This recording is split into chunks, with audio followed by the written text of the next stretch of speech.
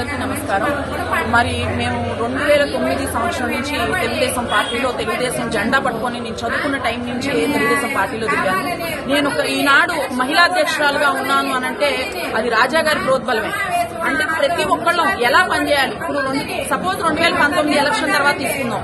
2019 election తర్వాత ఈ రోజుకి 4.5 సంవత్సరాల్లో వైసీపీ వాళ్ళు ఎంతమంది ఎన్ని రకాలుగా దాడులు చేశారో, ఎంతమంది ఎన్ని రకాలుగా ఇబ్బంది పెట్టారో ప్రతి ఒక్కళ్ళం చూస్తానే ఉన్నాం.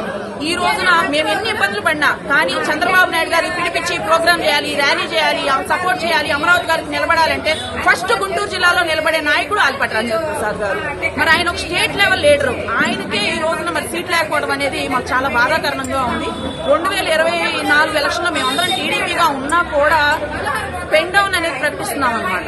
టీడీపీ కార్యకర్తలందరూ కూడా తెనాల నుంచి పెన్ డౌన్ కార్యక్రమం పెన్ డౌన్ చేస్తూ ఎలక్షన్ కి మేమైతే పనిచేయాలి అని మేము అనుకోవట్లా. ఎందుకనంటే ఎన్ని కష్టాలు పడ్డామో, ఎన్ని కేసులు పెట్టినాం. నా మీద 15 కేసులు ఉన్నాయండి.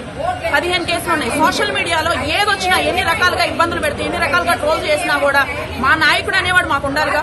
మా నాయకుడు మమ్మల్ని సపోర్ట్ చేశారు. ఆ రకంగా 4.5 సంవత్సరాల నుంచి ఎన్ని బాధలు కష్టాలు పడి ప్రతి ఒక్క ప్రోగ్రాం భవిష్యత్తు గ్యారంటీ ఇట్లమ్మడి మేము తిరిగినట్టు ఎవరు తిరుగుంటారు కూడా. 33,000 ఇళ్లలో దాదాపు 25,000 ఇళ్లు నేను తిరిగి భవిష్యత్ గ్యారంటీ చేసి ఉంటాను. భవిష్యత్తు గ్యారంటీ చేసి మా భవిష్యత్తు గ్యారంటీ లేకుండా ఇలా అవుతామని మేము ఎప్పుడు అనుకోలేదు. అంటే పొత్తులో భాగంగా చేయొచ్చు, మేము కాదు అనను.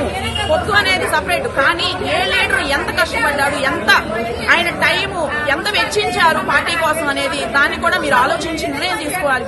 క్యాడర్ ని, పార్టీ నాయకుల్ని, ఆలపాటి రాజేంద్ర ప్రసాద్ గారిని కూర్చోబెట్టి మా క్యాడర్ అందరినీ కూర్చోబెట్టి మాట్లాడితే చాలా బాగుండేది అని చెప్పేసి మా నిర్ణయం. అందరికీ నమస్కారం అండి.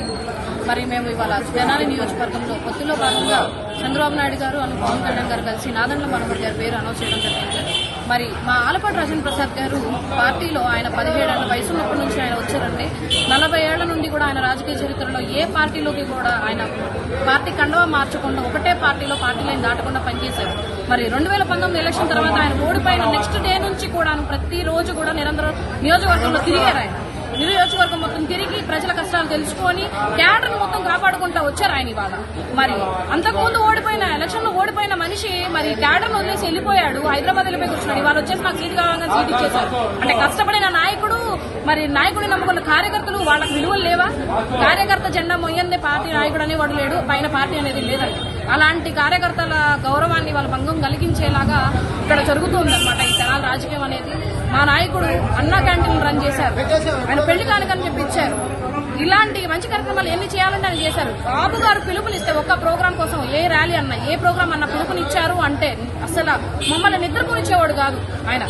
ఆలపాటి రాజేంద్ర ప్రసాద్ గారు ఆయన అస్సలు నిద్రపోనిచ్చేవారు కాదు. భవిష్యత్ గ్యారంటీ ప్రోగ్రామ్ ఇచ్చారు.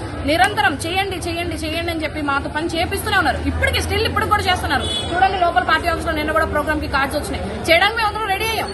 మేము ఇంత కష్టపడేది మేము తీసుకుపోయేది వేరే వాళ్ళంటే మాత్రం దీన్ని గౌరవించడానికి మేము రెడీగా లేము. సో తెనాలిలో ప్రతి ఒక్కళ్ళు కూడాను పెన్ డౌన్ చేస్తున్నాము. 2024 ఎలక్షన్ ని మేము బహిష్కరిస్తాం. తెలుగుదేశం పార్టీ, జనసేన పార్టీ ఉమ్మడి అభ్యర్థులుగా ఈరోజు ప్రకటించిన జాబితాలో తెనాలి కూడా ఒకటి ఉంది. తెనాలిని జనసేన కేటాయిస్తూ ప్రకటించడం జరిగింది. ఈ నిర్ణయాన్ని ఒకసారి పునరాలోచించుకోమని చెప్పి మేము మా అధిష్టానానికి తెలియజేస్తున్నాం. కారణం ఏంటంటే తెనాలి నియోజకవర్గంలో ఆలపాటి రాజేంద్ర ప్రసాద్ గారు కులమతాలకు అతీతంగా ఎంతోమందికి పెన్షన్లు ఇస్తున్నారు, పెళ్లి కానుకలు ఇస్తున్నారు.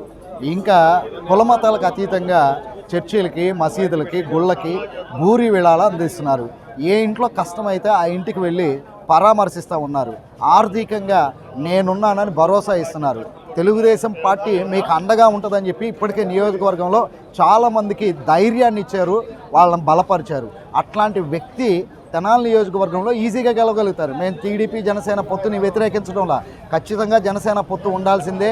రాబోయేది తెలుగుదేశం పార్టీ, జనసేన పార్టీ ప్రభుత్వమే. జనసేనతో ఖచ్చితంగా మేము కలిసి పనిచేస్తాం.